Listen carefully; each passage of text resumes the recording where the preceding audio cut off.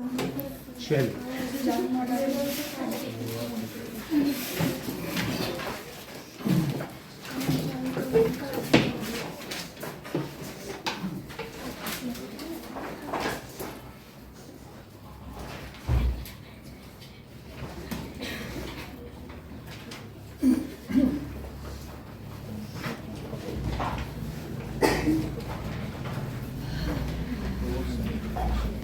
Chapter 14 है क्या?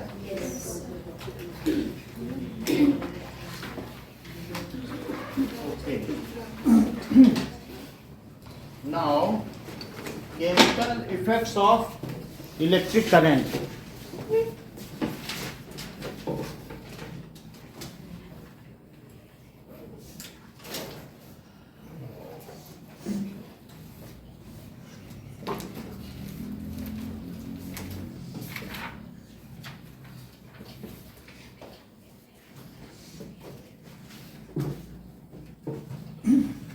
So, your elder might have cautioned you against touching an electrical appliance. तो अगर हम इलेक्ट्रिक अप्लायंस को टच करेंगे अर्पित तो क्या हो जाएगा? शॉक लग जाएगा, ठीक है. So it may be fatal और एक्सीडेंट हो सकता है. कई बार कुछ लोग इलेक्ट्रिक शॉक लगता है तो हाथ काला पड़ जाता है या कुछ न कुछ, और यह जान भी जा सकती है अगर आपने हाई वोल्टेज से किया है. So that we are cautioned and we are self. That means taking precautions that we should not touch bare-handed to some electric appliances which is running. ठीक है? If current is passing through it, then we should not touch it bare-handed. So now there are the certain materials which allow current to pass through them. ऐसे material को ज्योति तुम क्या कहोगी? The materials which allows electric current or charges to pass through them, उन्हें क्या कहोगी?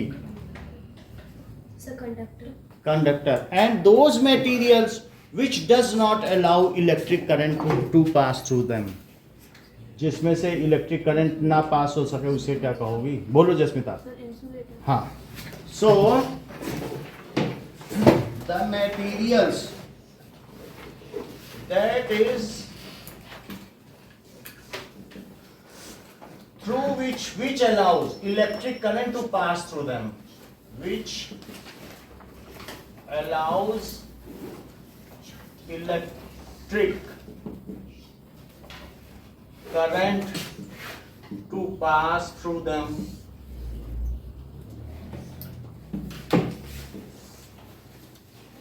are called conductor of electricity. ठीक है, उसको conductor भी कह सकते हो जो अलाउ करते हैं. Are called good conductor of electricity. Good conductor of electricity, या सिंपली उन्हें कंडक्टर भी कह सकते हो. अर्पित कुछ ऐसे एग्जांपल्स दो जैसे कंडक्टर हो जो अलाउ करते हैं. और वाटर से भी अच्छा, वाटर और ह्यूमन बॉडी करते हैं. हाँ, मेटल्स, सभी मेटल्स जैसे कॉपर, ये सभी के अंदर क्या चीज पड़ी है? जो वायर है वो मेटल का ही है. तो वुड से करंट जा सकती है? नहीं जा सकती, वो तो इंसुलेटर हो गया. तो जिनसे करंट पास की जा सके. अगर आपसे कहा जाए कि इसमें पेंसिल या कोई लकड़ी का पीस डाल दो तो आप डाल दोगे, लेकिन कहा जाए कॉपर को डालो और हाथ से पकड़ लो तो करोगे आप? क्योंकि आपको मालूम है कि उससे तो शॉक लग जाएगा. और वुड या लकड़ी डालने से कुछ नहीं होगा, क्योंकि कई बार आपने क्या हुआ, मैच स्टिक भी डाली होगी, अगर लूज वायर है तो उससे फंसा देते हो कि तार ना निकले. तो ऐसे में आपको मालूम है कि कुछ होता नहीं है. ठीक है कि नहीं? लेकिन मेटल तो कोई नहीं डालता. तो इस वाटर भी है, अगर प्योर वाटर है बिल्कुल और उसमें कोई मिनरल नहीं है, सोडियम आयन, पोटेशियम आयन, तो फिर तो वो बैड कंडक्टर है. और जो हम लोग पीते हैं मिनरल वाटर, जो ये सब वाटर है पीने के काम में आता है, इसमें मिनरल्स भी हैं जो हमारी बॉडी के लिए ज़रूरी हैं, न्यूट्रिएंट्स हैं, ये कंडक्टर है. और जो बारिश का पानी होगा या कोई भी जैसे स्टीम को अगर आपने कूल करके पानी बना लिया तो वो कंडक्ट नहीं करेगा, इट इज़ इंसुलेटर. और अगर मिनरल वाटर है तो वो कंडक्टर है. तो श्रेया कुछ एग्जांपल बताओ कंडक्टर के, बोलिए। Metal, mineral water. मेटल है तो लिखो कॉपर, जो हम यूज में लेंगे, एल्यूमिनियम, आयरन, ये सभी कैसे हैं? These are conductor of electricity, सभी मेटल्स हैं। और द मटेरियल, ये तो गुड कंडक्टर ऑफ इलेक्ट्रिसिटी हो गया। द मटेरियल, आर सेंटेंस पूरा करो। The material,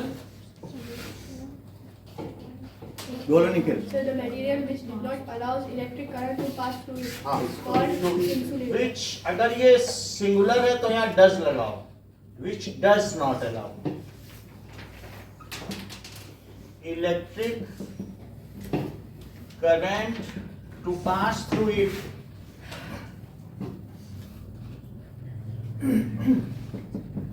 are called poor conductor of electricity, या फिर इन्हें सिंपली आप इंसुलेटर्स भी कह सकते हो। तो एग्जाम्पल क्या हो सकता है अर्पित? जैसे कुछ एग्जाम्पल, वुड और Sir, glass. प्लास्टिक हो सकता है, ग्लास भी हो सकता है, और प्लास्टिक, पेपर ना, सही पेपर बोलना चाहिए था, अच्छी बात आपने कही। तो paper, plastic, glass, would, these are the examples and along with it all non metals। जैसे उसमें उन्होंने कह दिया था मेटल्स, तो इसमें क्या चीज आएगी? Non metal. metals allow, metals are conductor of electricity while non metals are insulators। metals are conductor of electricity। ये जो काला निशान बना है, ये काली सीढ़ी बनी है, इसके इधर वाले सारे मेटल हैं, और इस काली वाली सीढ़ी बसीजिया सल्फिको, वहां देखो बसीजिया सल्फिको है, बोरॉन, सिलिकॉन, जर्मेनियम, आर्सेनिक, एंटीमन, ये है ना एक लाइन। इन एलिमेंट के उधर चले जाओ तो क्या वहां कॉपर दिख रहा है, Cu, कॉपर, वो सब मेटल है। और इसके इधर कहीं कार्बन दिख रहा है, C, देखो सबसे ऊपर, ये नॉन मेटल है, ये कोई भी इलेक्ट्रिक करंट को नहीं जाने देंगे, जबकि इसके उधर जो 90 बैठे हुए हैं वे इलेक्ट्रिक करंट को जाने देंगे, और इधर के 17 नहीं जाने देंगे। और बीच वाले हैं वो थोड़ा जाने देंगे, थोड़ा नहीं जाने देंगे, इसलिए उन्हें मेटलॉइड्स कहते हैं, या सेमी मेटल्स, आधे मेटल।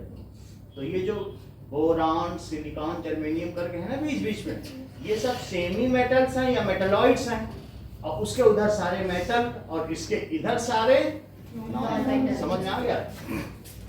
तो मेटल्स आर, मेटल क्या हैं? Good conductors of electricity while While non-metals are bad conductor of electricity. metals are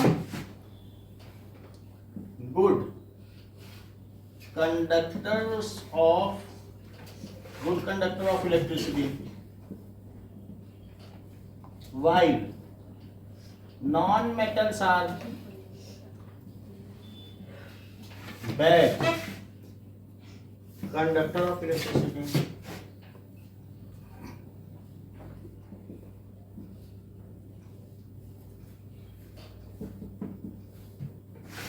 Okay, so that we made a tester to test whether a particular material allow the electric current to pass through it or not।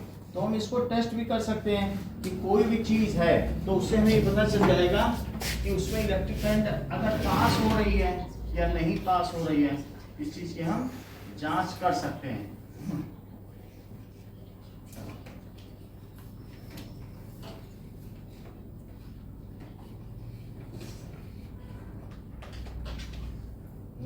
जैसे हमारे पास एक bulb है, तो bulb को हम जला के देखें, अगर इसमें इलेक्ट्रिक करंट होगी तो ये लिट हो जाएगा, और नहीं तो ये नहीं लिट होगा। तो let us use it to find it out.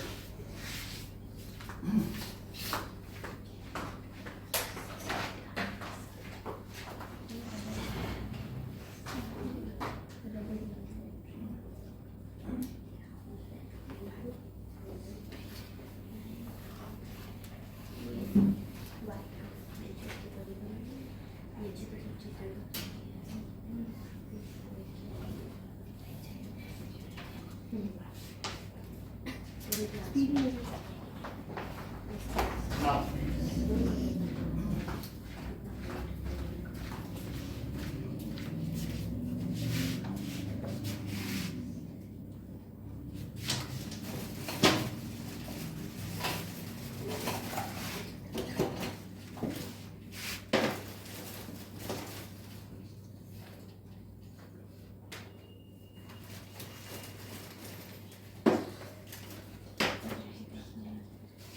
तो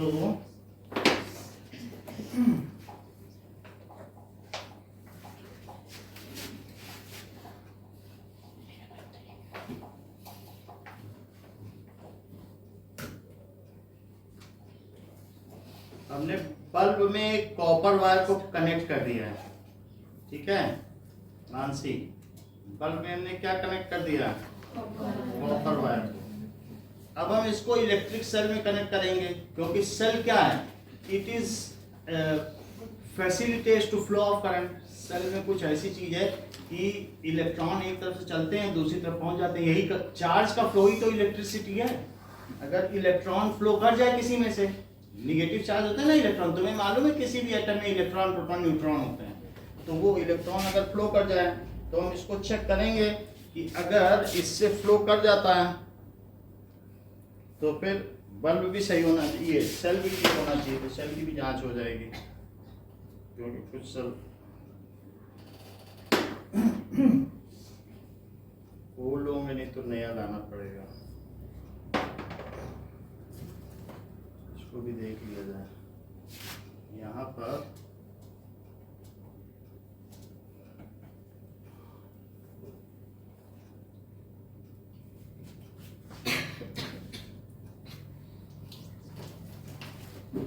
कुछ सब इसमें रखे डाउन हो गए।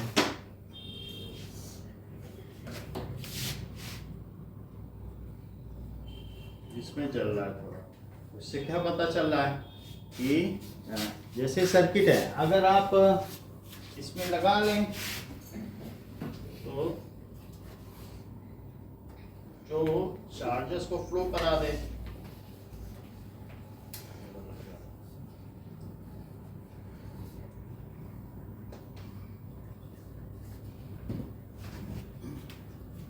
ठीक है, तो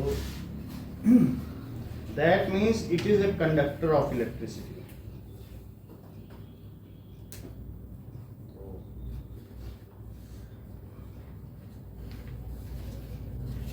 इसको हमने इसमें ऐसे कनेक्ट कर दिया है।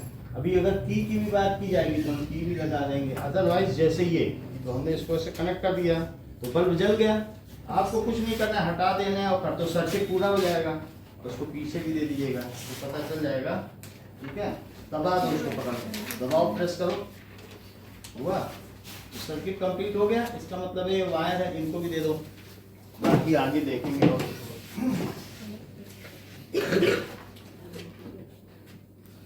ठीक है, तो इस तरीके से हमारे इसमें एक सर्किट दिया हुआ है। तो क्या दिया है, जैसे एक सेल लिया, सेल ले लो या बैटरी ले लो, तो हमारे पास एक बैटरी है, बैटरी में एक पॉजिटिव टर्मिनल होगा और निगेटिव टर्मिनल होगा। और इधर अगर हमने क्या किया है, एक बल्ब ले लिया है, अच्छा, और बल्ब के आगे यहाँ से भी एक तार है, लेकिन मैंने स्क्रू ड्राइवर ले लिया। देखो, तो अगर मैं स्क्रू ड्राइवर में ये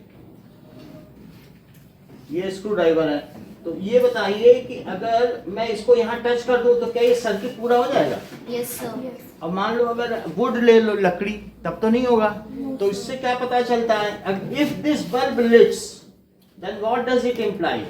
इससे ये पता चलता है, देखो, कंडक्टर। और इलेक्ट्रिसिटी किस टर्मिनल से जाती है और किस टर्मिनल की ओर जाती है? जो इलेक्ट्रिक करंट है वो पॉजिटिव से निगेटिव की ओर चलती है कि निगेटिव से पॉजिटिव? पॉजिटिव से नेगेटिव। तो ये प्लस से करंट चली और यहाँ निगेटिव में आ गई, ठीक है। तो इससे क्या पता चल रहा है कि इट इज, जो स्क्रू ड्राइवर में मेटल है, it is a good conductor of electricity. अब हम देखेंगे कि इलेक्ट्रिक करंट होता क्या है। The movement of charges through conductor is called electric current. Charge चल जाए। चार्ज का क्या मतलब है, या तो पॉजिटिव चार्ज चल जाए या निगेटिव। चार्ज। कहीं पर भी अगर चार्ज मूव कर जाए तो उसको क्या कहेंगे, इलेक्ट्रिक करंट क्या होती है, that is movement of charges. Movement of charges का क्या मतलब है कि flow of charge, flow of charge through a conductor. किससे फ्लो हो जाए, through a conductor is called electric current. Sir हाँ, सर ये बैटरी डाउन बैटरी डेड हो गई। दूसरी तो जैसे कुछ भी चल रहा है कि नहीं चल रहा है, तो इसका मतलब है हमें बदलनी पड़ेगी। और अगर हम सिंपली चलाना चाहें तो क्या चल जाएगा, हो सकता है इसका कनेक्शन ना हो, यहाँ भी पकड़ा जाए, इसका मतलब बैटरी चल रही है। अब देखो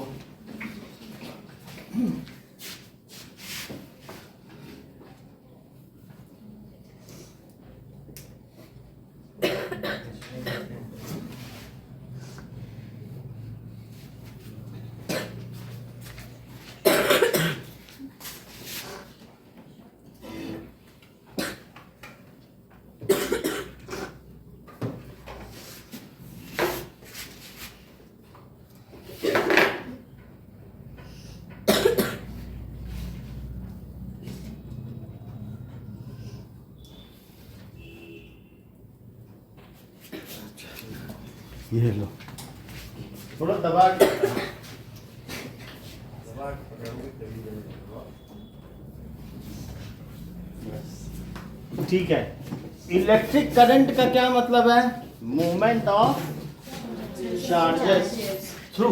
अब हम देखेंगे कि अगर मान लो इस ये कंडक्टर है और यहां से इलेक्ट्रॉन मूव कर जाए तो ये क्या कहा जाएगा कि इट इज, इससे इलेक्ट्रिक करंट होगी, इलेक्ट्रिक करंट हो जाएगी। मूवमेंट ऑफ चार्ज, और ये बना होगा किसी कॉपर का या एल्यूमिनियम का, तो अगर इसमें से चार्ज चल जाए तो क्या होगा, इलेक्ट्रिक करंट। फिर से समझो पलट, मान लीजिए इसको आपने एक सेल से जोड़ दिया, ये सेल है और सेल में दो टर्मिनल होते हैं जैसे अभी आपने देखा भी, तो और एक पॉजिटिव टर्मिनल एक निगेटिव टर्मिनल है। इसे समझिए कि तुम ये बताओ निगेटिव टर्मिनल का क्या मतलब है, क्या वहां बहुत सारे इलेक्ट्रॉन हैं? Yes sir. तो अगर निगेटिव टर्मिनल से हमेशा क्या चलते हैं, इलेक्ट्रॉन चलेंगे। तो अब इसका डायरेक्शन में बदलना पड़ेगा। अगर मैंने इसे निगेटिव लिया है तो इलेक्ट्रॉन यहाँ से चलेंगे, तो अब जिधर ज्यादा होगा उधर से किधर की ओर चलेंगे, प्लस की ओर चले जाएंगे और यहाँ न्यूट्रलाइज हो जाएंगे। तो ये इलेक्ट्रॉन इसमें से चल गए। वास्तव में किसी में अगर इलेक्ट्रिक करंट चल रही तो इलेक्ट्रॉन ही चलते हैं, मूवमेंट हमेशा कौन करता है, और ये इसमें आते हुए अब वो इलेक्ट्रॉन क्या होंगे, कहाँ चले जाएंगे बताओ। अच्छा, लेकिन ये बात ये कही जाएगी कि करंट कहाँ से चलती है। Current is always opposite to movement of electron. Current करके कुछ चलता नहीं है, लेकिन जो शुरुआती साइंटिस्ट थे वो कहते थे कि निगेटिव कैसे चल सकता है, चलेगा तो पॉजिटिव ही ना, वो हमेशा ये सोचते थे। अब वही कॉन्सेप्ट अभी भी चला आ रहा है। अगर आपसे कोई कहे कि करंट की डायरेक्शन में कुछ चल रहा है तो कुछ नहीं चल रहा है, it is opposite to what is the direction of current, it is always opposite to flow of electrons. ठीक है, and there is nothing which is moving in direction of current. Current की डायरेक्शन में कुछ नहीं चलता, चलता किधर है बताओ, उसके अपोजिट। तो करंट की क्या डायरेक्शन होगी ज्योति, किसके अपोजिट बताओ। हाँ, तो पूरी सेंटेंस बोलो, अपोजिट ऑफ इलेक्ट्रॉन तो बोलते, पूरा सेंटेंस बोलो। Opposite two electron, The direction of current is opposite to the direction of flow of electrons. Repeat करो। the direction of opposite to किसकी डायरेक्शन, दिव्यांशी बोलो। the direction of electric हाँ सही बोल रहे। is opposite to इलेक्ट्रिक का क्या मतलब है, the direction of electricity electricity कह सकते हैं या इलेक्ट्रिक करंट बोलो। electric current, the The direction of electric current is हाँ नहीं चल रहा फिर direction of अच्छा यहीं से निकलते हैं।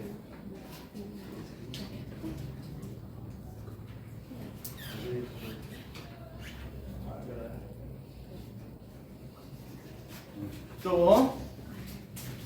डायरेक्शन ऑफ इलेक्ट्रिक करंट क्या होगी? इट इज अपोजिट टू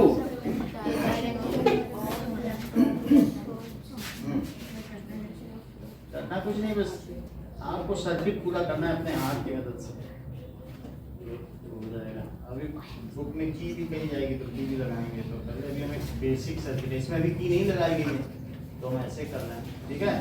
और अगर मान लो तुमको यहाँ भी लगाओ और यहाँ लगाओ तो क्या इसे जल जाना चाहिए? मालूम नहीं जल रहा, कोई बात नहीं, तो पहले तो सिंपली देखो नहीं जल रहा, इसका मतलब है ये भी डेड हो गया।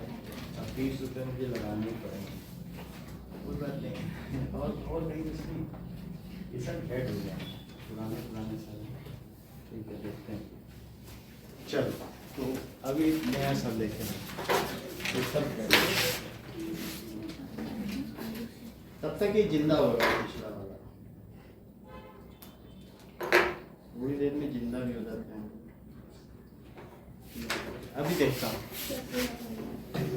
सो क्या लिखे बताओ Aadya? Direction the of direction of electric current is opposite to its electron. Opposite to direction of flow of electron, ठीक है। डायरेक्शन, अगर मैं कहूँ इलेक्ट्रॉन नीचे आ रहे हैं तो क्या तुम ऐसा कहोगी कि करंट ऊपर जा रही है?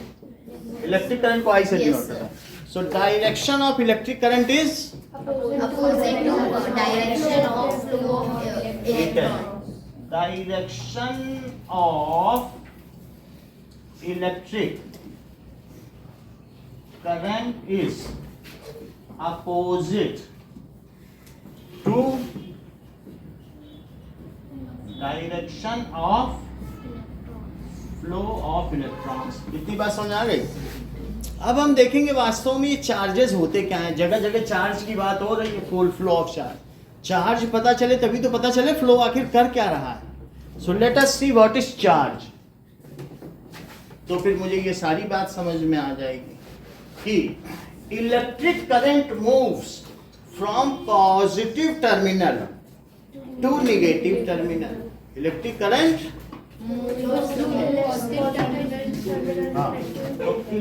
डायरेक्शन ऑफ इलेक्ट्रिक करंट क्या होगी? Electric current moves from positive terminal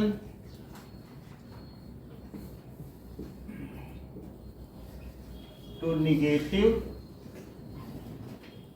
terminal. अच्छा आते ये भी बोलो, इलेक्ट्रॉन मूव्स, इस सेंटेंस को पूरा करो। Sir, electron moves to right positive. Divya बोलो। Sir, electrons move from negative terminal. Positive terminal of battery. Repeat करो। Electron move through negative terminal to positive terminal of battery. And electric current? Electric current, the direction of electric current is opposite to the direction of. और किस terminal से किस terminal की ओर electric current जाएगी बताओ जरा। नहीं मानसी बोलो। हाँ बोलो Srishti. Positive to negative. Positive to negative. तो ये तो move from positive terminal to negative, और इलेक्ट्रिक करंट, तो ये तो हो गया इलेक्ट्रिक करंट मूव फ्रॉम, और electron moves Electron move from negative terminal. Electron moves from negative terminal to positive. देखो यहाँ से मूव कर रहा है कि नहीं नेगेटिव से, और कहाँ जा रहा है? Positive. Negative terminal to positive terminal, ये है ऑफ बैटरी, ठीक है। अब देखिए हाँ ब्लू पेन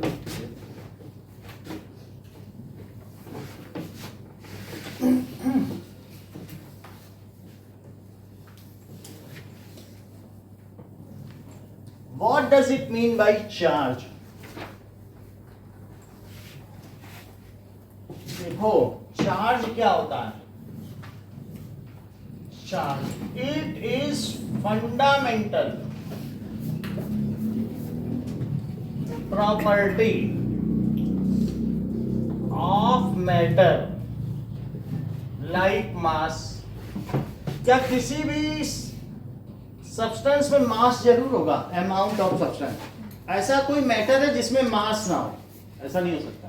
1 ग्राम 2 ग्राम कुछ ना कुछ तो मास होगा। जहां कुछ नहीं है वहां मैटर भी नहीं है। तो क्या मास एक फंडामेंटल प्रॉपर्टी है? Yes, तो जैसे मास फंडामेंटल है वैसे चार्ज भी है।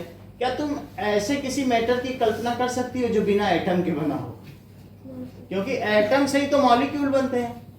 जैसे O हुआ, H हुआ, ये सब एटम्स हैं। एटम से तो हैं। इनसे क्या बनेगा? मॉलिक्यूल। मॉलिक्यूल इधर देखो सृष्टि, H2O मॉलिक्यूल क्या है? H2O किसका फार्मूला है? वाटर सही का। है। तो ये H2O एक मॉलिक्यूल है।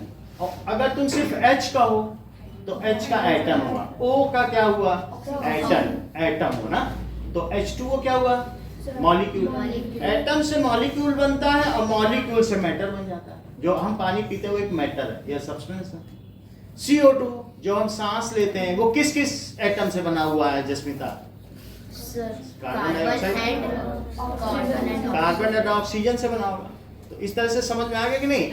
O2 भी एक मॉलिक्यूल है। अगर एक से ज्यादा एटम हो तो वो मॉलिक्यूल हो जाएगा। O2 किससे बना हुआ होगा देवव्रत? ऑक्सीजन एंड ऑक्सीजन, मतलब ऑक्सीजन से ही मिलकर बना होगा। तो इसलिए जैसे एटम होगा तो क्या उस एटम के भी अंदर चले जाओ तो क्या उसमें प्रोटॉन, न्यूट्रॉन और इलेक्ट्रॉन भी होंगे? तो इसका मतलब है कि सारे मैटर में पहले तो मॉलिक्यूल होगा, मॉलिक्यूल के अंदर जाओ तो एटम होगा, और एटम के भी अंदर चले जाओ तो प्रोटॉन, न्यूट्रॉन और इलेक्ट्रॉन, प्रोटॉन, न्यूट्रॉन और, ठीक है। अब जरा देखो, इलेक्ट्रॉन क्या होता है? ये हम देखेंगे, ये सारी चीज अब देखेंगे कि ये एक एटम है।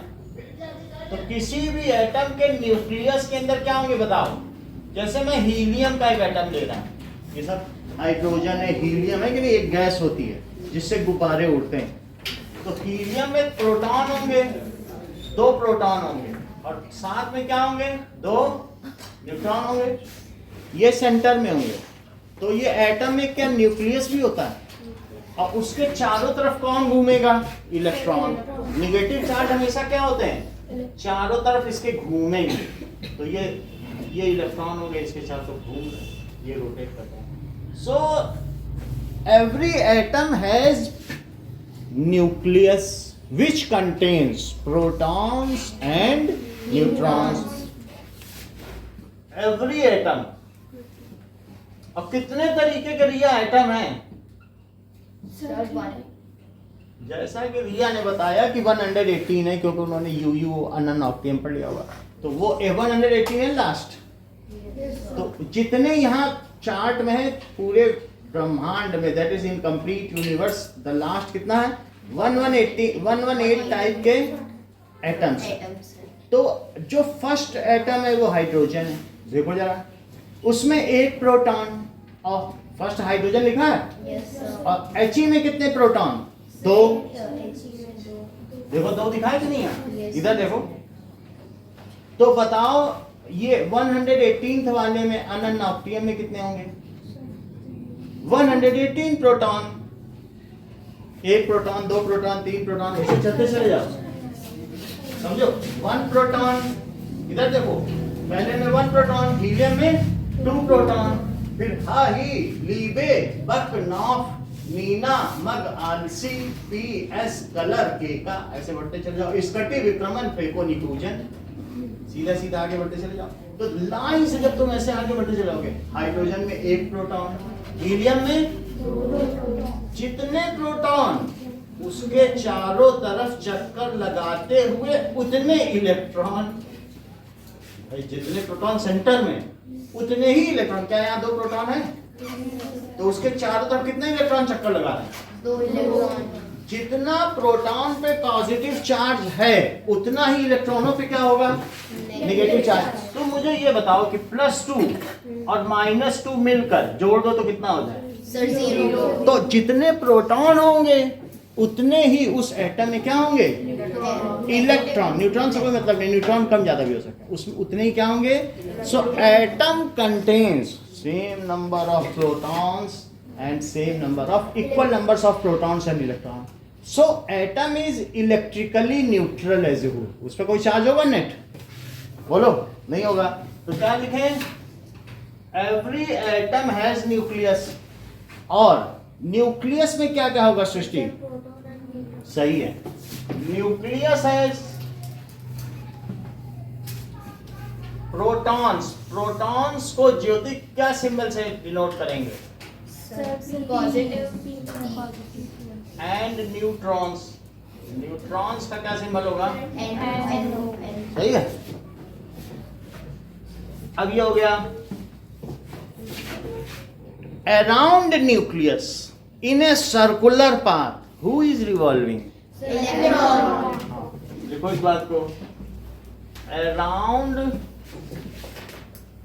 nucleus in circular path electrons are revolving। ठीक है, जैसे कोई घर के बाहर चक्कर लगा रहा हो और घर में कोई बैठा हो, तो जो बाहर घर के चक्कर लगा रहा है तो वो अगर कहीं पर बैटरी लगा दी तो वो भाग जाएंगे, वही मूव करेगा, ये थोड़ी ना मूव करेगा।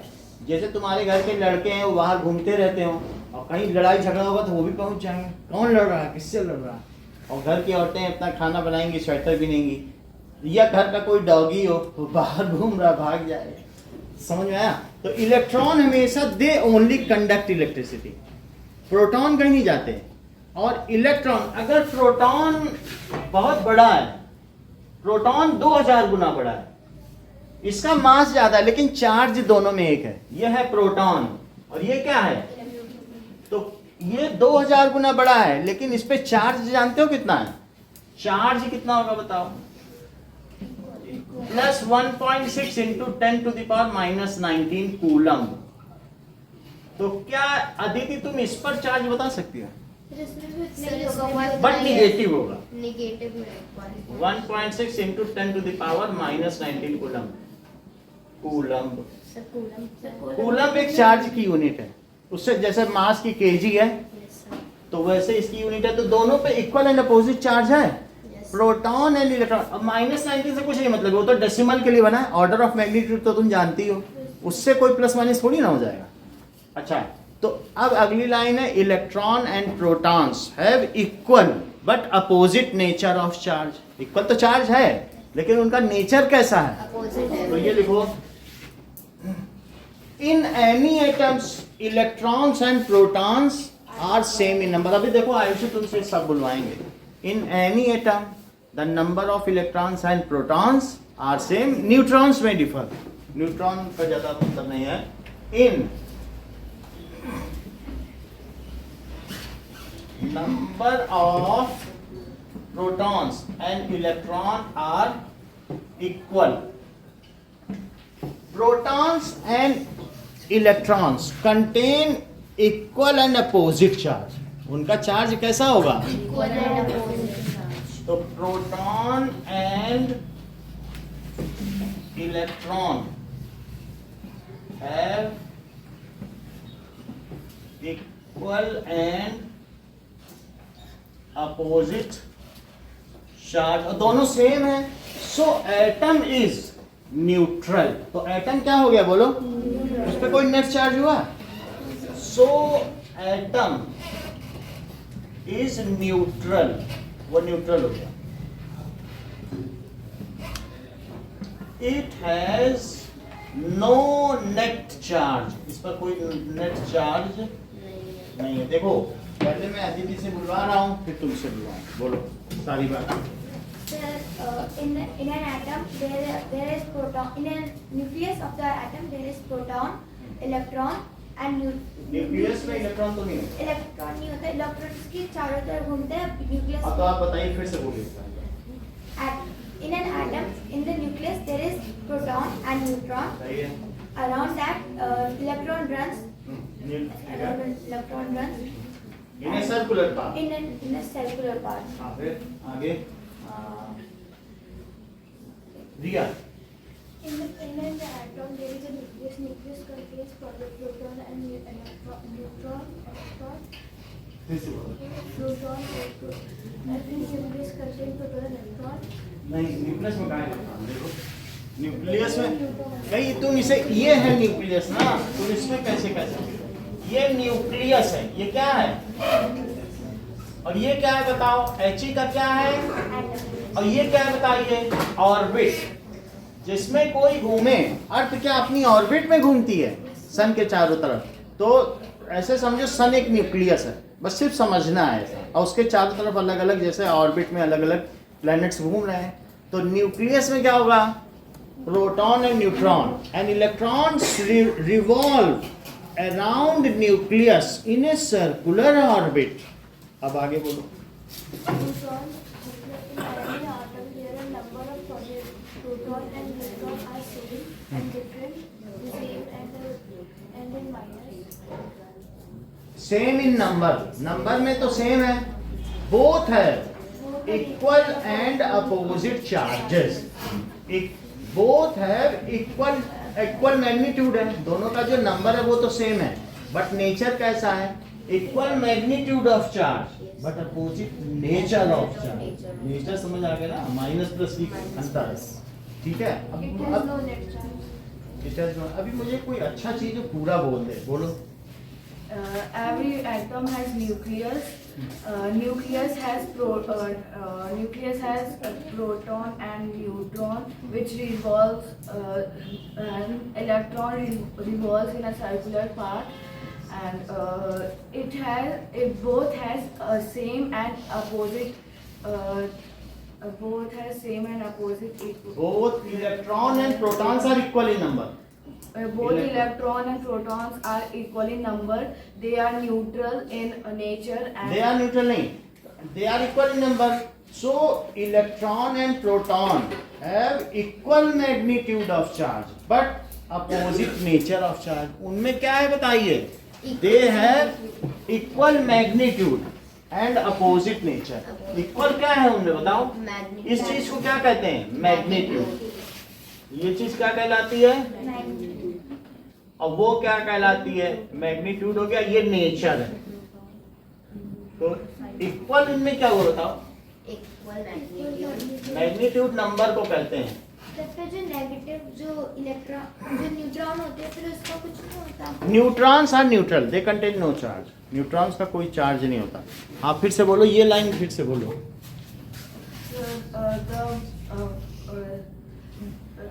electron and proton has equal magnitude and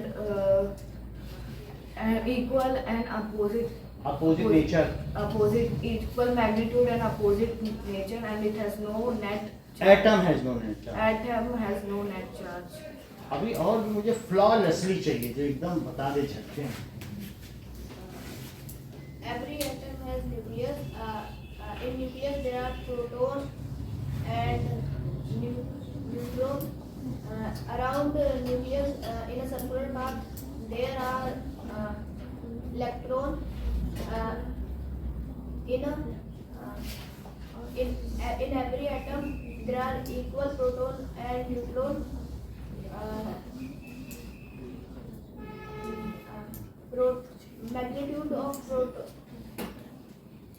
Magnitude of proton are equal and opposite Nature. in nature. So So atom is neutral. Atom क्या होगा? न्यूट्रल। हाँ मैन, इलेक्ट्रॉन का चार्ज कितना होगा? आप बताइए कितना मैग्नीट्यूड है? -1.6 into 10 power -19 कूलम। प्रोटॉन का चार्ज बताओ। प्रोटॉन का 1.6 into प्लस भी बोलना है plus plus 1.6 into 10 to the power minus 9. अब देखिए सर हर प्रोटॉन का यही होता है चार्ज। हर प्रोटॉन का यही है, बस इनके नंबर डिफर करेंगे। जैसे अगर मैं आपसे पूछूं हाइड्रोजन में कितने प्रोटॉन और कितने इलेक्ट्रॉन होंगे? 1, वो पहला है। नंबर 1 पे लिखा तो पहला ऐसे चलो 1 2 3 4 ऐसे चलते चलो। सबसे नंबर 1 पे कौन आ रहा है? और नंबर 2 किस पे लिखा है? 2 नंबर भी लिखा है, देखो साइड। इसको कहते हैं एटॉमिक नंबर। उसका नाम क्या कहलाता है? इसका एटम का नंबर। जैसे तुम्हारे खिलाड़ी के पीठ पे एक नंबर 1 प्लेयर, नंबर 2 प्लेयर लिखा हो, तो एटम का नंबर, एटॉमिक नंबर यानी उसमें कितने प्रोटॉन। तो 2 किस पे लिखा है? हीलियम। उसी से पता चल जाएगा 2 प्रोटॉन। लिथियम में क्या लिखा है? 3 प्रोटॉन 3 इलेक्ट्रॉन। जितना नंबर उतने प्रोटॉन। और 118 वाले में क्या होता है? प्रोटॉन बस इतने ही होते हैं। सही है कि नहीं? नाउ अब देखिए कि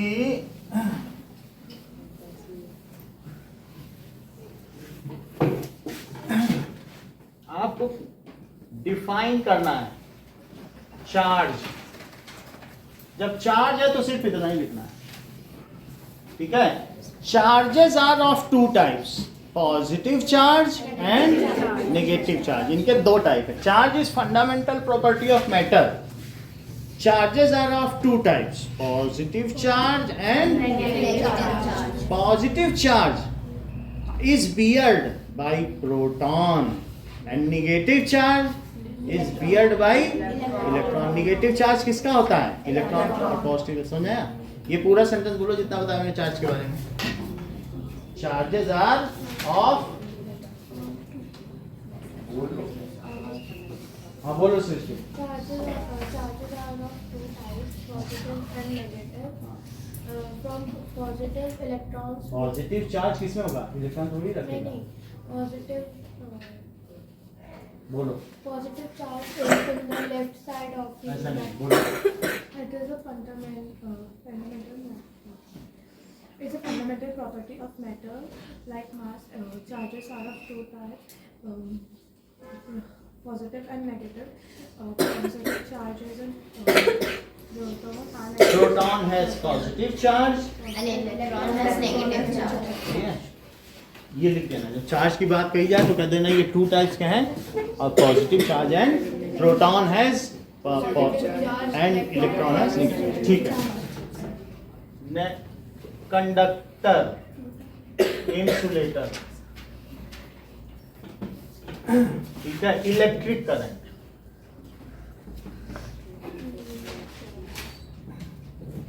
second right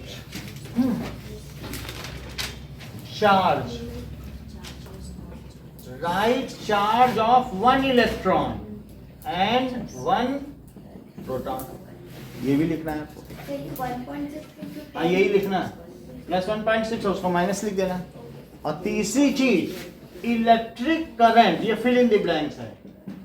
electric current moves from which terminal to which terminal of battery.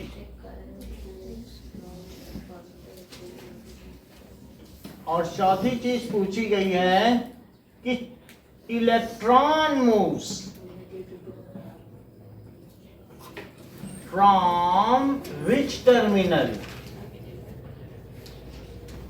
to which terminal of battery?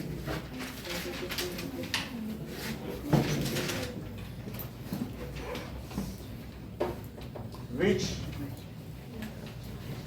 terminal of battery? Direction of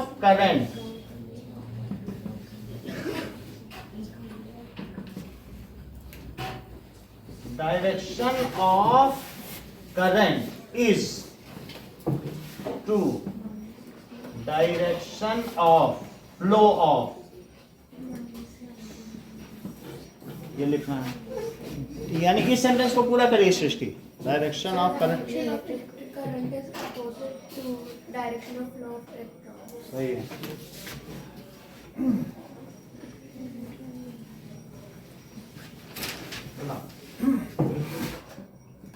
right a note on atom. तो एटम के बारे में आपको ये लिखना है।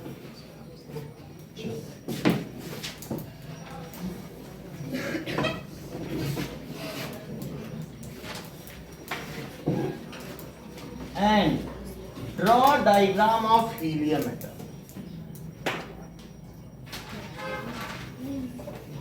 ये हीलियम का एटम है क्योंकि 2 प्रोटॉन है ना। Of helium.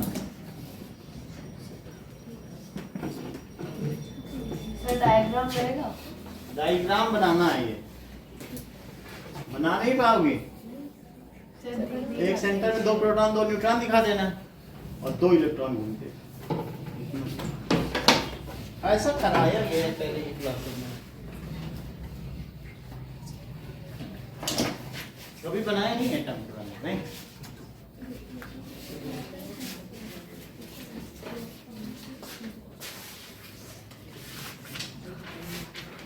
वो 300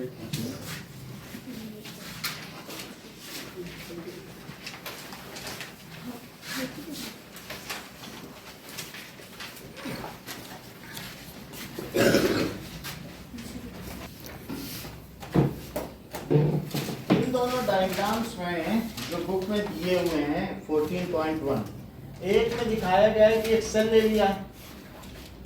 तो इस तरीके का भी सेल आप लोग यूज तो करते ही होंगे, बहुत सारे टॉयज में भी लगता है।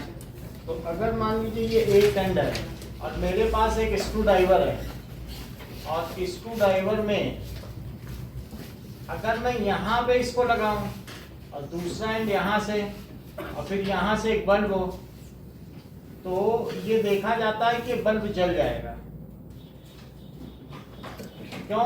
क्योंकि ये कंडक्टर है। सर वो मेटल पार्ट है। क्या है ये? सर वो मेटल पार्ट से टच हो रहा है ना। मेटल पार्ट से हो रहा, लेकिन अगले डायग्राम में क्या दिखाया गया? सर उसमें प्लास्टिक से टच हो रहा है। प्लास्टिक से टच कर दिया। तो अगर मान लो मैं इसमें स्क्रूड्राइवर के प्लास्टिक से टच कराऊं तो क्या कुछ होगा? नहीं होगा सर, वो इंसुलेटर। क्योंकि वो इंसुलेटर है, वो हमारी सेफ्टी के लिए तो प्लास्टिक लगी है। तो अगर मैं यहाँ आगे स्क्रूड्राइवर रख दूं और इससे टच कराऊं तो ऐसी स्थिति में एक पार्ट यहाँ कर लो और एक पार्ट यहाँ, तो ऐसे में ये बल्ब आपका नहीं जलेगा। तो डू नॉट ग्लो। तो इससे क्या पता चलता है कि प्लास्टिक इज इंसुलेटर और ये ग्लोज, ये ग्लो कर रहा है और ये does not glow, does not glow और ये ग्लोज। तो इससे पता चलता है मेटल इज कंडक्टर। ये डायग्राम आपको कि हम स्क्रू ड्राइवर से टच कर सकते हैं। यहाँ पर आप इसी में ही पेपर लगा दो जो मैंने आपको दिया था ना प्रेस करने के लिए, तो नहीं जलेगा बल्ब, क्योंकि पेपर के थ्रू के इलेक्ट्रिक करंट जाएगी नहीं। और कोई कुछ और लगा दो तो वो तो मेटल कांटेक्ट में आ रहा तो थोड़ी ना।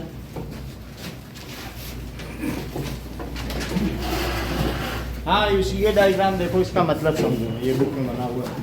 ये क्या बता रहा है कि मान लीजिए आपने मेटल के थ्रू है तो ये सर्किट पूरा हो गया, इसमें इस करंट को कोई रोकेगा नहीं। Metal allows charges to flow, metal से इलेक्ट्रॉन होके जा सकते हैं, और जबकि प्लास्टिक से इलेक्ट्रॉन जाएंगे नहीं जाएंगे। तो ये जो उठा हुआ टर्मिनल है किसी भी सेल का, वो कौन सा टर्मिनल माना जाता है? पॉजिटिव। हमेशा जो रेस्ड है और जो फ्लैट होता है सेल में वो नेगेटिव है, तो जानते हो ना। तो ये नेगेटिव टर्मिनल है और ये वाला जो उठा हुआ रहेगा वो पॉजिटिव टर्मिनल है। तो ये चीज समझ में आ गई। अब देखिए, अगर हम एक लिक्विड लें तो जैसे लेमन जूस है या विनेगर भी ले सकते हैं। विनेगर कुछ नहीं है, सिरका होता है। तो सिरका भी जैसे चाउमीन में पड़ता है, so that is the kind, it is vinegar. तो ये बाजार में ये विनेगर, अगर विनेगर में हम डालेंगे तो इलेक्ट्रिसिटी जल जाएगी नहीं। फिर से समझिए, कि मान लीजिए या लेमन जूस में डालें और डिस्टिल्ड वाटर हो, जिस स्टीम से अगर हम पानी बनाते हैं उसको कहते हैं आसुत जल या डिस्टिल्ड वाटर, वो कंडक्ट नहीं करेगा। एक है मिनरल वाटर और एक है कि जैसे कुकर से स्टीम निकल रही है, उस स्टीम को फ्रिज से होकर के ठंडा करो, टप टप टप टप गिर करके इकट्ठा हो जाए बहुत सारा, या इससे जो गिरे, ये डिस्टिल्ड वाटर। सर मतलब सर ये तो इंसुलेटर है।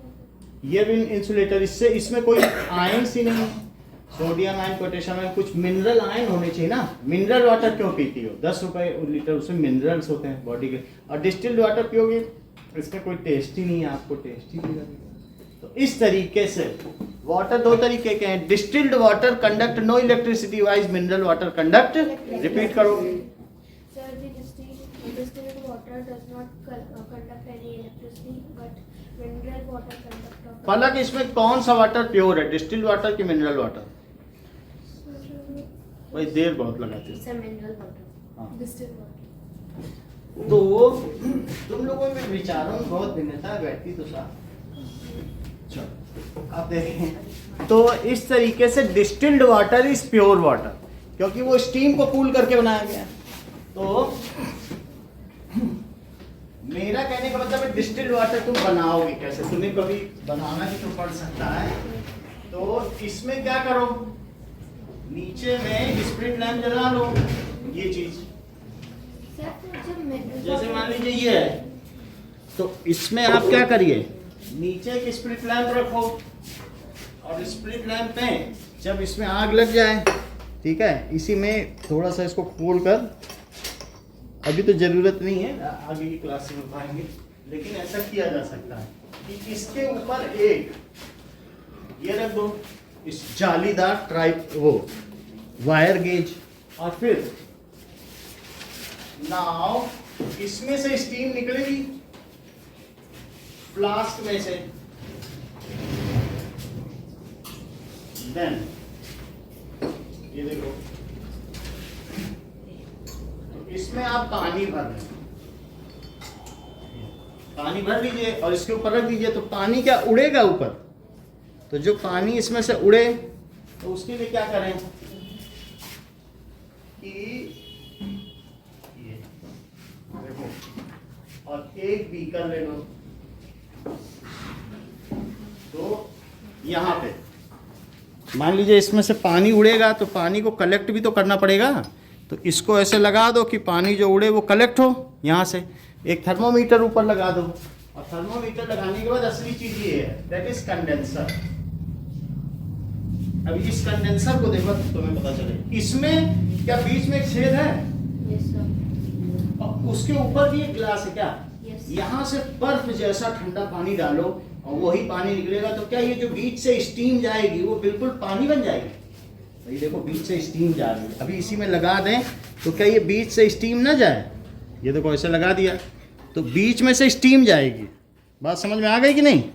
और उसमें हम इसे कलेक्ट कर लेंगे। कैसे कलेक्ट करेंगे, हमारे पास एक और ग्लास का क्या था, ये था ना, ये लगा दिया, और इसको हम क्या करेंगे, इसमें डाल देंगे और ये कलेक्ट होगा, बोलो, तो कलेक्ट होता चला जाएगा और कलेक्ट होगा। बाकी नीचे स्टैंड भी रखा है, स्टैंड लगा के हम इसको हेल्ड कर सकते हैं। ये बात समझ में आई? तो ये ऐसे करके ऐसे कर लिया, और बाकी इसको पकड़ो, आगे थोड़ा पकड़ो, तो मैं आगे का बता रहा हूँ। तो ये डिस्टिल्ड वाटर कंटेंट होगा, बस पकड़े रहना थोड़ी देर, ठीक है, देखना गिरे नहीं कुछ। इसको यहाँ से भी पकड़ो, ठीक है, ऐसे होगा। और ये स्टैंड है, तो स्टैंड हमने लगा दिया। स्टैंड से हम क्या कर सकते हैं कि कोई भी चीज़ है इसको ग्रिप कर सकते हैं, ठीक है। तो इसको नीचे ले आए और यहाँ से इसको आगे बढ़ा के या इसको, हाँ देख के, तो ये चीज़ है, इसको हमने इस पर ग्रिप कर लिया, ठीक है, थोड़ा आगे करके, आ रहा है, और थोड़ा खोल के, ये हो गया ग्रिप, ये ग्रिप हो गया, और इसको यहाँ ग्रिप कर लिया, ठीक है। कुछ रुका, और फिर इसके बाद ये कर लिया, एक और स्टैंड की जरूरत। अब देखो, छोड़ो जरा, है ना। तो ये चीज़ हो गई और धीरे धीरे इसमें क्या होगा, वाटर कलेक्ट होता चला जाएगा कि नहीं? बोलो, बात समझ में आ गई? तो अब आपको ये दिखाते हैं कि ये सिस्टम क्या है। ये वाला, दिस इज कंडेंसर। कंडेंसर में क्या होगा कि जब बीच से स्टीम जाएगी, बीच से क्या जाएगी, तो यहाँ से ठंडा पानी डालो, एक ट्यूब लगा, तो एक छोटा सा ऐसा वो आता है पाइप, तो उससे क्या करो, ये देखो नल में लगा दो और दूसरी तरफ भी एक पाइप लगा दो, उससे क्या करो, ये तो एक पाइप यहाँ लगा दो और दूसरा पाइप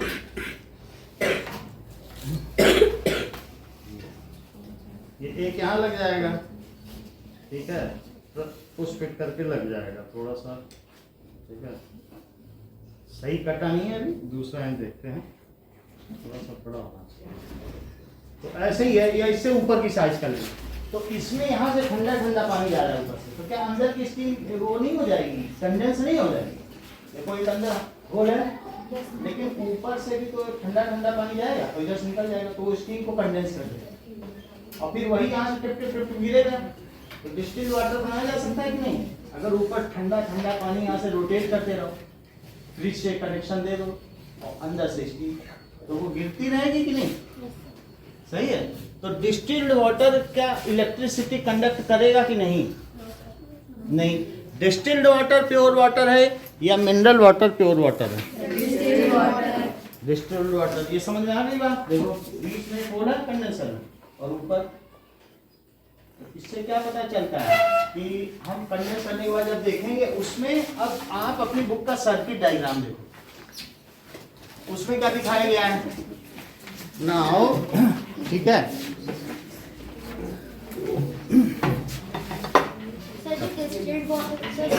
मिनरल होता नहीं है, फिर वो प्योर कैसे हो गया? क्योंकि उसमें मिनरल नहीं है, इसीलिए वो प्योर। मिनरल होता तो इम्प्योर ना हो जाता। सिर्फ H2O है, वो क्या है, सिर्फ H2O। और अगर कुछ और सोडियम और पोटेशियम हो तो प्योर हुआ कि इम्प्योर हुआ? तो हम इम्प्योर वाटर हमारे लिए हेल्दी है, प्योर हेल्दी नहीं है। जो बादल गिराते हैं वो प्योर है। अब देखिए, लेकिन नदियों में मिनरल पहले से ही है, तो इस वजह से क्या हो जाता है कि रिवर्स में मिनरल्स पहले से ही है, तो हमें मिनरल वाटर पीने को मिल जाता है। अगला डायग्राम ऊपर देखो कि ये क्या दिखाया है कि मान लीजिए बीकर में अगर यही चीज, जैसे हमारे पीछे एसी का पानी है, उसको मैं बीकर में डाल दूं, ये बीकर है, और एक तार यहाँ डालूं, एक तार यहाँ, और फिर उसी को वैसे ही कनेक्शन दे दो जो तुम लोगों ने की प्रेस की थी, तो बताओ वो कंडक्ट करेगा कि नहीं करेगा? नहीं करेगा, क्योंकि वो प्योर है। हमने एसी का पानी लिया है, जो पीछे वाली बकेट में है, ये वाला तो नहीं चल रहा, पीछे में है। और लेकिन अगर मैं ये जो पानी दे कर जाता है, पीने वाला हम लोगों को डेली दे के जाता है, उसमें मिनरल है, उसमें टेस्ट भी है, उसमें सोडियम और पोटेशियम आयन भी है जो हमारे लिए हेल्दी हैं। अगर वो इसमें डालूं तो क्या बल्ब जलेगा? मान लो दो अलग अलग की नेल ले लूं, तो उससे वाटर से होकर इलेक्ट्रिसिटी पास हो जाएगी। फिर से देखो, मान लीजिए इस स्पीकर में, बुक का डायग्राम देखो, हमने दो नेल डाल दिए और नेल के साथ साथ इसमें पानी भर दिया, तो ये तो अगर पानी सही है तो कंडक्ट कर जाएगी। हवा में तो इलेक्ट्रिसिटी कंडक्ट नहीं करती है। अब इसका एक कनेक्शन किससे दिया? ये तो एक कनेक्शन सेल से दो। क्या तुम्हें सेल का सिंबल पता है कि नहीं पता है? ऐसा होता है जिसमें ये एंड प्लस होता है और ये माइनस, और ये बल्ब लगा दो, तो की लगाना हो तो की भी लगा दो। की ऐसे लगा सकते हैं, ये है और ये ऐसे की रहेगी। तो ये अगर मान लो आपने टच कर दिया यहाँ पे, तो फिर ये टच होने के बाद पूरा हो जाएगा कि नहीं सर्किट? पुश फिट होती है, तो ये इस पे कर दिया। मान लीजिए आपने टच कर दिया, चलिए टच कर दिया, तो ये बल्ब जलेगा कि नहीं अगर ये डिस्टिल्ड वाटर है? बताइए। नहीं जलेगा, क्योंकि सर्किट की पूरा ही नहीं कर रहा। इसके पास चार्जेस ही नहीं है, इसके पास H2O मॉलिक्यूल्स हैं सिर्फ, क्या है, प्योर वाटर है। और अगर इसमें सोडियम और पोटेशियम आयन होते तो वही चार्ज यहाँ से वहाँ चले जाते, वो मूव करते हैं ना। चार्ज तो मूव कर सकते हैं, मॉलिक्यूल क्यों मूव करेगा, वो तो न्यूट्रल है, उसे कहाँ जाना और कहाँ रहना। चार्ज है, प्लस वाले कहेंगे अरे निगेटिव, भागो निगेटिव की ओर, तो वो टर्मिनल देके भाग जाएंगे और इलेक्ट्रिसिटी कंडक्ट हो जाएगी। भाई निगेटिव टर्मिनल ये तो यहाँ निगेटिव है, यहाँ तक तो सब निगेटिव निगेटिव निगेटिव निगेटिव, यहाँ तक तो निगेटिव हो गया, और प्लस प्लस की तरफ क्या हो गया। अगर मान लो इस पे सोडियम आयन होता, अभी नहीं है क्योंकि डिस्टिल्ड है ना, लेकिन अगर होता तो वो सृष्टि किधर भागता, बताओ, इधर भागता कि इधर, क्योंकि प्लस चार्ज हमेशा किधर अट्रैक्ट होता है, तो अगर इसमें अट्रैक्ट हो जाता तो कंडक्ट ना हो जाती इलेक्ट्रिसिटी, लेकिन चूंकि नहीं है तो कहीं नहीं जाएगा। H2O मॉलिक्यूल को किधर जाना है, H2O पे जाना है, वो तो न्यूट्रल है ना, तो प्योर चीज न्यूट्रल चीज क्यों कहीं जाएगी, तो फिर कंडक्ट नहीं होगी इलेक्ट्रिसिटी। बात समझ में आ गई। तो ये दोनों सेंटेंस बोलो कि distilled water do not conduct electricity while mineral water conduct electricity. Distilled water do not contain electricity. Conduct Conduct electricity and mineral water. आप सीधा बोलो ना, आसुत जल विद्युत धारा का परिचालन नहीं करता। जैसे हम लोग की बोलचाल की भाषा हिंदी है, तो हम जानते हैं कि इंग्लिश टफ पड़ती है, हिंदी बोल दो, बाकी इंग्लिश हम कर ही लेंगे। हमें ये बस मालूम होना चाहिए आता है। हाँ बोलो रिया। Distilled water conduct not conduct electricity while mineral water conduct. Mineral water conduct electricity. इस चीज को लिखो कि, और ये रहा, अगर मैं इसकी जगह विनेगर ले लूं, सिरका, तो ये भी कंडक्ट इलेक्ट्रिसिटी करेगा। ये चाउमीन बनाने के काम, चाउमीन में डालते ही नहीं, इसी की वजह से टेस्ट है। ये टेस्ट बच्चों के द्वारा बड़ा पसंद किया जाता है। चाउमीन में डाल दो तो खूब स्वाद आ जाता है। विनेगर, तुम लोग कहते नहीं एक्स्ट्रा विनेगर डालना, मजा ही आ जाए आज।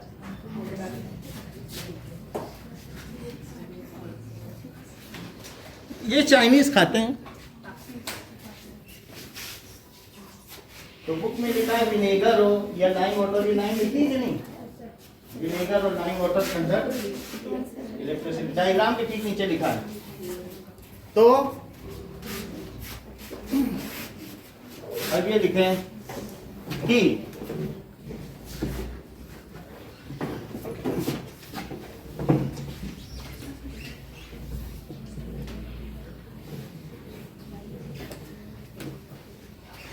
distilled water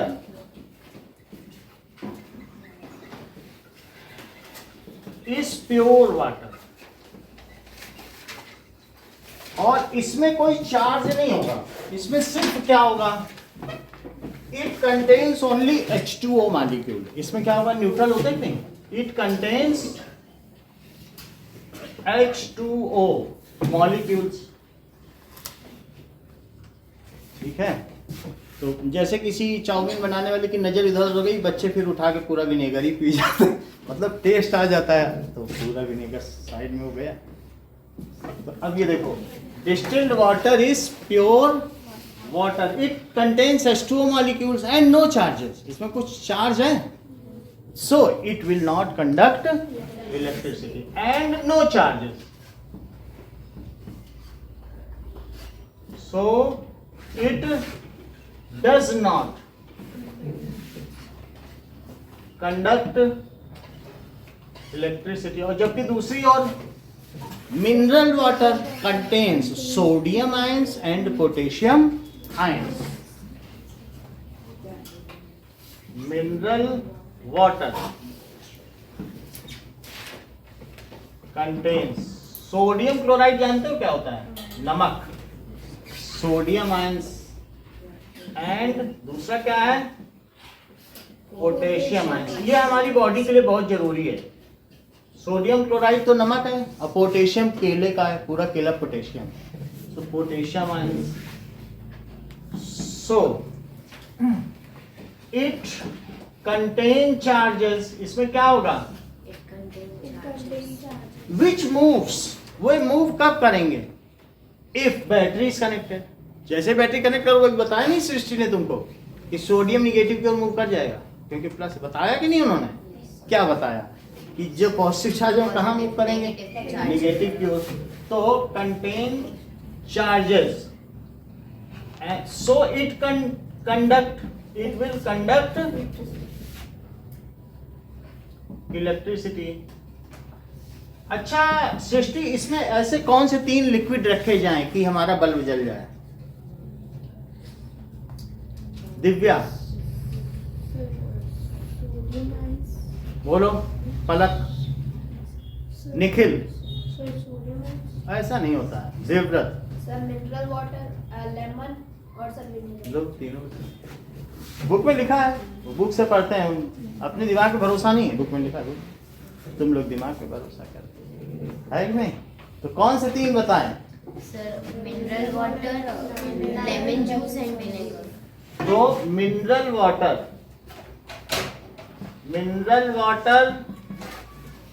lemon juice and vinegar, ये तीनों ही लिक्विड हैं। तो आज्ञा ये मुझे बता दो, ऐसे कौन से 2 लिक्विड इसमें रखे जाएं कि जो इलेक्ट्रिसिटी कंडक्ट ना करें? सर ये distilled water and sir distilled water और कोई ये बताओ। Sir H2O molecule. वो तो H2 तो वही है ना, distilled water and sugar solution. Sugar में कोई आयन नहीं होता। कंडक्ट इलेक्ट्रिसिटी, और दूसरा क्या बताया? सर डिस्टिल्ड वाटर और शुगर। डिस्टिल्ड वाटर ले लो, शुगर डाल दो पानी में तो भी कुछ नहीं होगा। शुगर सोल्यूशन या glucose solution? Glucose solution do not conduct electricity. ठीक है, इतना ही। सब भी साइंस ही होगा। हाँ, 4 to 5:30 होगा।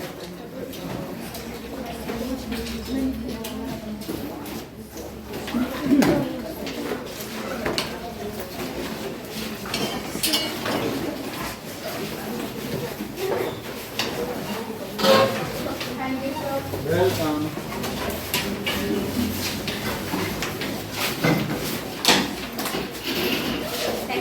वेलकम बेटा, वेलकम।